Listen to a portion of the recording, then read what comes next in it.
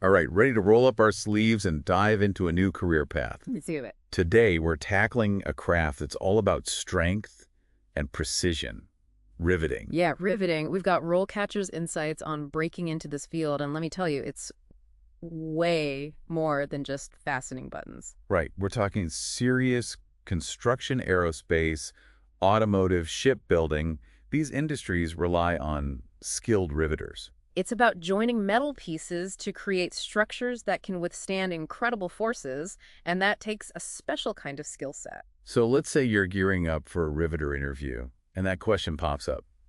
Describe your experience with riveting machines. But here's the catch. You haven't actually used one before. Exactly. What do you do? Well, first, don't panic. Even if you haven't worked with a riveting machine specifically, you can still highlight transferable skills. Okay, like what? Think about any experience you have with other types of machinery, even if it seems unrelated at first. So if I've operated a drill press or a sewing machine, that counts. It could. The key is to connect the dots for the interviewer. Talk about your understanding of safety procedures, how you approach machine maintenance, your attention to detail.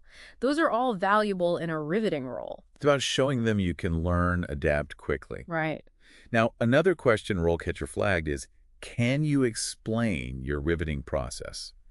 I'm guessing a one-liner like, rivet stuff won't cut it. Definitely not. This is where you demonstrate a deeper understanding of the craft. So break it down. Start with the basics, drilling the holes, selecting the right rivets, using the proper tools like rivet sets and hammers. Okay, makes sense, but there's got to be more to it, right? Absolutely. It's also about ensuring a secure and flush fit.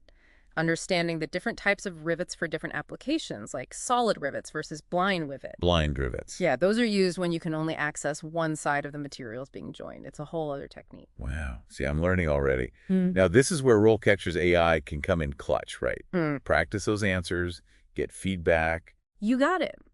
Think of it like a personalized coach for your interview prep. You can even specify the industry or even the company you're interviewing for. So the AI tailors its feedback to match the specific demands of that role. Exactly. That's amazing. It's like having an inside track. It definitely gives you an edge. Okay, back to those interview questions. RoleCatcher highlights this one. How do you ensure the quality of your work? Seems like precision is key here. Absolutely. In riveting, even a small mistake can have big consequences. We're talking structural integrity, safety. Exactly. So when answering this question, focus on your meticulousness, your attention to detail. So if I'm a bit of a perfectionist, this is my time to shine. Absolutely.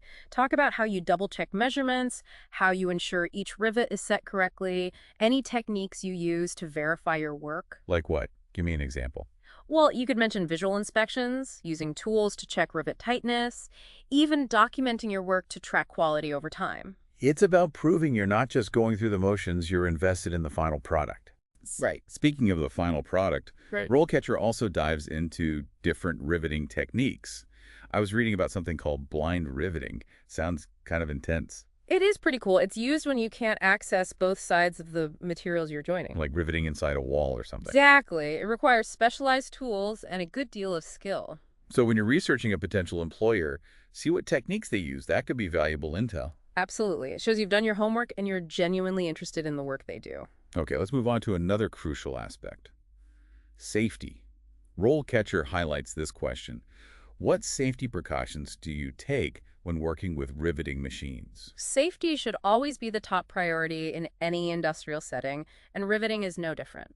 So beyond the obvious, like don't stick your hand in the machine. Right. Go beyond the basics. Talk about personal protective equipment like safety glasses, gloves, hearing protection. That's a given.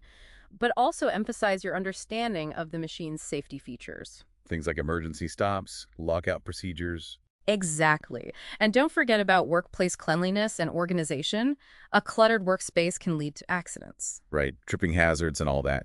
And again, RoleCatcher's AI can help you fine-tune your answer for each specific company. Absolutely. It's like having a personalized safety briefing tailored to the environment you'll be working in. Okay, one last question before we move on. RoleCatcher prepped us for this one. How do you handle a riveting project that doesn't go according to plan? Because, let's be honest. Things happen. Exactly. How do you deal with those on-the-job curveballs? This is your chance to showcase problem-solving skills. Don't be afraid to admit that you've faced challenges in the past. Everyone has. Right. It's not about being perfect. It's about how you recover. Exactly. Did you troubleshoot the issue? Did you consult manuals or seek guidance from more experienced colleagues? Or did you just panic and throw tools across the workshop? Hopefully not that last one. Right, hopefully not. It's all about demonstrating a level-headed approach to problem solving. And even if you didn't single-handedly save the day, you could still talk about what you learned from the experience. Absolutely. Every challenge is an opportunity for growth, and that's what employers want to see, that you can learn from your mistakes and apply those lessons to future projects. So embrace those riveting challenges.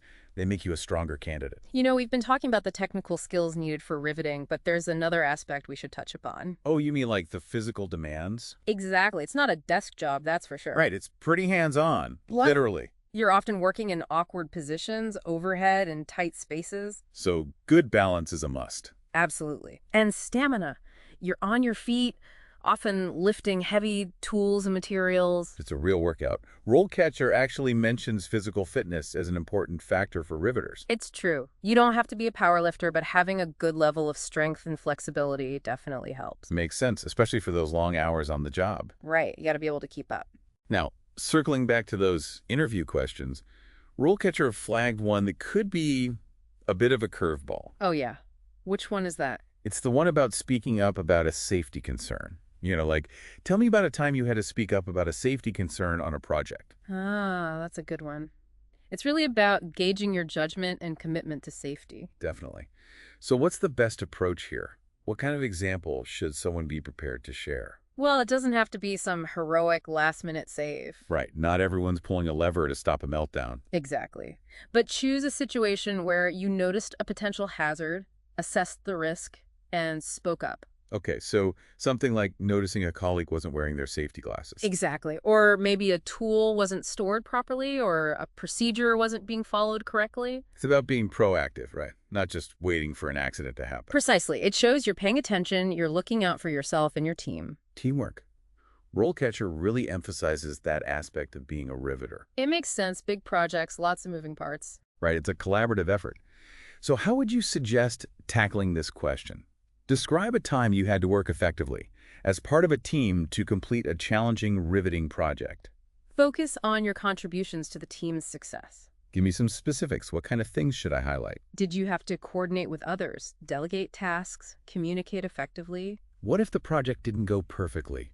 Can I still talk about it? Of course. Every project has its challenges. It's how you handle those challenges that matters. So it's okay to admit things didn't go according to plan as long as I can show how we as a team overcame the obstacles. Yeah, exactly. Were you able to problem solve together, adapt to changes, support each other? Those are all valuable insights for an interviewer. Okay, shifting gears a bit here, let's talk salary expectations. RoleCatcher provides some salary insights, but how do you answer that dreaded salary question during an interview? It's always a bit awkward. It is, and it's tricky. You don't want to undervalue yourself. Right, know your worth. But you also don't want to price yourself out of the running. It's a delicate balance. So what's the strategy? Research is key. Use resources like RoleCatcher to get a sense of the salary range for riveters in your area with your experience level. Okay, so have a number in mind. Right, but instead of giving a specific number, consider offering a range. A range. Yeah, it shows you're flexible and open to negotiation. Makes sense. And it takes the pressure off a bit, right? Exactly. And be prepared to justify your salary expectations by highlighting your skills, your experience, any specialized certifications you might have. All about selling yourself. In a way, yes, but in a confident and informed way. Right. No one wants to sound arrogant, but you got to advocate for yourself. Exactly. Be your own best advocate. Okay, moving on to a classic interview question, and frankly, one that I still get a little nervous about. What are your greatest strengths and weaknesses? The age-old question. It's a bit of a self-assessment, right? Forces you to reflect on your own abilities. And potentially expose your flaws. Well, yeah, but think of it as an opportunity for growth. Okay, I like that. Positive spin. So strength's pretty straightforward, right? Right. Highlight qualities that align with the role. So if I'm applying to be a riveter, talking about my mad baking skills might not be the best strategy. Probably not, unless you're applying to be a pastry chef who also does some riveting on the side. True. Okay, so for riveting, we'd want to focus on things like attention to detail, hand-eye coordination, ability to follow instructions. Exactly. Now, For weaknesses, choose something you're genuinely working to improve. Okay, so it's not just about listing some random flaw. There's got to be a strategy here too. Think of it as demonstrating self-awareness and a commitment to continuous learning. Ooh, I like that. Yeah. So, for example, Well, let's say you're still working on your speed. You could say, I'm always striving to improve my efficiency, so I've been practicing different riveting techniques and timing myself. so you're turning a potential negative into a positive by showing initiative and a desire to grow. Exactly. It shows you're not complacent, you're always looking to improve your craft. Love it. Okay, last stretch here. Imagine you've aced most of the interview, and they hit you with, do you have any questions for us? Ah, the tables have turned. Right. It's my turn to ask the questions, but I don't want to waste this opportunity. What are some good questions to ask that make me stand out? Ask about company culture. Okay, good one. Shows I'm thinking beyond just the tasks. Right. You want to make sure you'd be a good fit for their team. Okay, what else? Ask about opportunities for advancement. Do they offer additional training? So I'm showing them I'm ambitious, eager to learn and grow with the company. Exactly. You're thinking long term, and that's always a good sign for a potential employer. Oh, and one more thing. Yeah. Don't be afraid to ask the interviewer about their experience with the company. People love to talk about themselves, and it shows you're interested in them as individuals. It's about building a connection, showing you're genuinely curious. Exactly. It can be the difference between a good interview and a great one. Okay, we've covered a lot of ground, from technical skills to safety to teamwork. But you know what always makes me nervous? Those curveball interview questions. The ones that seem to come out of left field. Ah, you mean the ones that are more about personality and how you think on your feet? Exactly. Like, if you were a tool in the toolbox, which one would you be? Who thinks of these? You never know what an interviewer might throw at you. But remember, it's not about having the right answer. It's about staying calm, thinking quickly, and showing you can handle the unexpected. Okay, easier said than done when you're under pressure. Any tips for staying cool when faced with a curveball? Don't be afraid to take a moment to gather your thoughts. You could say something like, that's an interesting question. Let me consider that for a second. It buys you a little time to come up with a thoughtful response. And try to relate it back to the job. Right. Even if it seems like a stretch. Exactly. So if they do ask about that toolbox, you could say something like, I'd be a reliable hammer, always there to get the job done. Okay, I like it. So, even those oddball questions are an opportunity to reinforce your strengths. Exactly. They want to see how you think, how you problem solve. Makes sense. Now, let's talk about something that's hard to fake enthusiasm. RoleCatcher stresses how important it is to convey genuine excitement during an interview. But how do you do that without seeming, I don't know, over the top? It starts with genuine interest.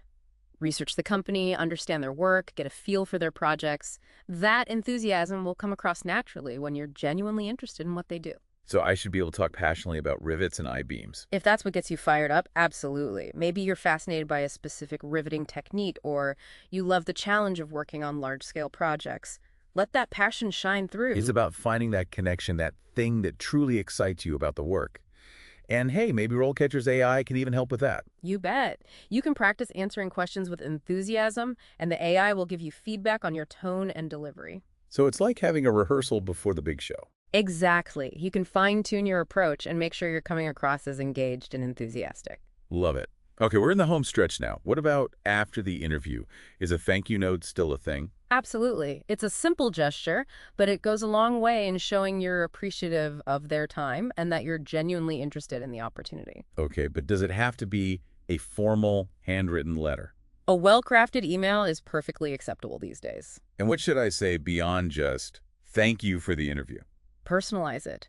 Mention something specific you discussed during the interview, reiterate your skills and how they align with the role, and reaffirm your enthusiasm for the position. And hey, if you're stuck, RoleCatcher's AI can even help you draft that thank you note. Exactly. Technology to the rescue once again. Amazing. So from prepping for those tough questions to sending that final thank you, we've covered it all. And remember, every interview, regardless of the outcome, is a learning experience. So even if you don't land the first one, don't get discouraged. Each interview is a step closer to your dream career. Absolutely. Learn from each experience, keep refining your approach, and you'll get there. To all our aspiring riveters out there, stay curious, stay passionate, and keep reaching for those career goals. And don't forget to check out RoleCatcher's amazing AI-powered resources. They can make all the difference in your job search. This has been your deep dive into the world of becoming a Riveter. Thanks for joining us.